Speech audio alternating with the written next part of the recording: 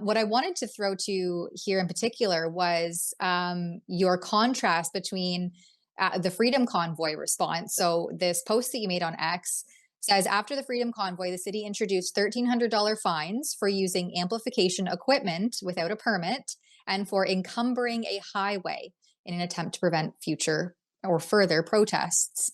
And yet Palestinian demonstrations block downtown streets every weekend and use amplification equipment without permits. And you point out here that you have not seen a single person get fined for blocking a road or using this supposed to be banned equipment. So what's going on there?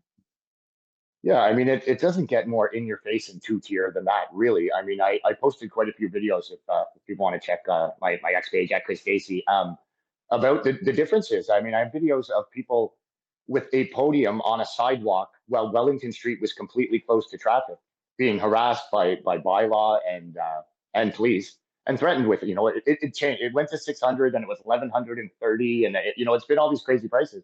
And like I said, not once have I seen the same type of approach or treatment with these ongoing Palestinian or anti-Israel protests. And in fact, this weekend, I already knew this, but I was able to confirm with the PLT officer on camera that this one on the weekend didn't have a permit, and in fact, none of them have ever had permits.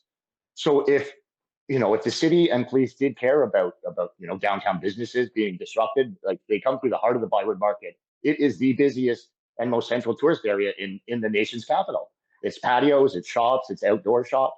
And every weekend, traffic gets completely snarled all through downtown. And people come through with drums and screaming and yelling. If you try to film them, they attack you. If you don't agree with them, like outwardly agree with them, you have to basically, it's like compelled speech. Say this or we'll attack you. Smoke canisters going off happens every weekend, and nothing happens. If they wanted to do something similar, they could. They've showed that they can do that when they're inclined to, but they choose not to. I wanted to point, so that's one of the more recent protests, but I wanted to point back, you did a throwback here to December 9th, 2023, and the police or the parliamentary security claimed that the cross is encumbering the highway. I think this is a roughly 1-minute clip. Maybe we can just play this one to show in your face that contrast. And I shared it in the Slack thread. Live on Parliament Hill, we're having issues with signs and also this cross here. We have bylaw has come in.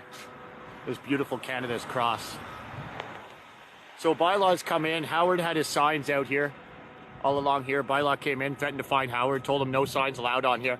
And then they also told beautiful Canada that his cross is encumbering the highway. Excuse me, sir. So, are you the owner of the cross? I am the owner of the cross. And your cross was encumbering the highway, I hear? Apparently today it was encumbering. Yeah. So that's the same. It was encumbering the highway right before, there. So that's the same cross that got the warning a while back. Yeah, interesting.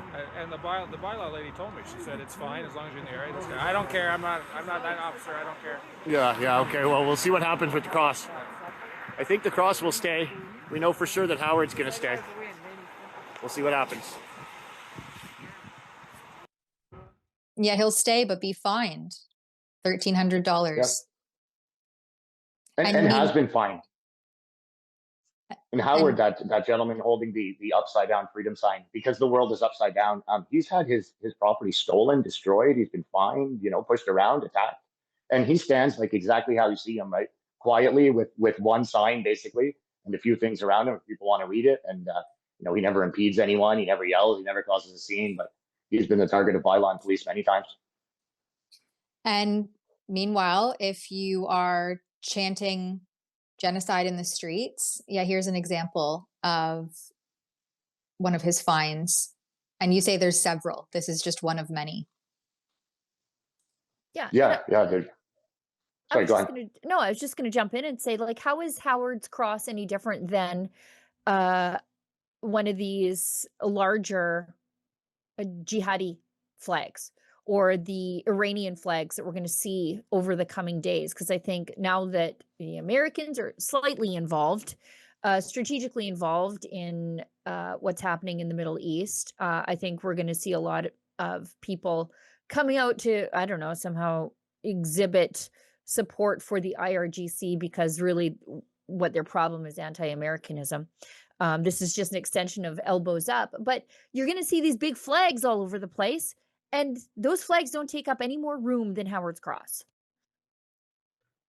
Yeah, and the other thing is that cross has been there every weekend since the Freedom Convoy, pretty much. That's it's their actually problem beautiful with Canada. it. Yeah. So it's been, and off to the side. So they had already established like a working, acceptable kind of, working relationship. PPS were okay with the location, Parliament Police, as long as it didn't block the gate. So someone from the city is complaining, or someone's making the decision that, you know what, today we're going to go after these people. And it's not, it's not every day, obviously, because most of the time it's not a problem. But there's times where somebody decides, and powers that be decide that, you know what, we're going to make an example today. And they come out and they do it. And really, there's nothing that we can do about it. Well, so I can try to share the story, but it's been happening as a pattern for, since the convoy, for sure. Hey, do you know the status of Howard's ticket? So that wasn't, the cross didn't get a ticket then. I mean, Howard has received fines for his signs. There's two different people there, actually. Howard's the signs, Cross is a different guy. But I mean, people have gotten tickets even this week. Danny Boucher, who's often up with a flag, he's been targeted by police numerous times. Had been pulled over at his truck and pounded once. He got pulled over by police while he was just giving Carney the gears leaving the office, and police chased him down like almost half a kilometer, got him for no bell, detained him for about half an hour, and fined him for having no bell on his bicycle. Something they could not have possibly seen, right? So they pulled him over, found an excuse after, and that's just the way it goes for certain people downtown. Okay, so they can't engage in active policing, is what you're telling me.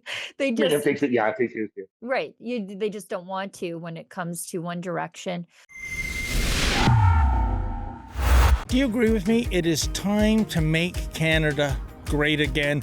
And that is why we at Rebel News have teamed up with MCGA Hats to introduce, well, the fashion sensation of 2025. Oh, and by the way, these beautiful hats, they are made in Canada.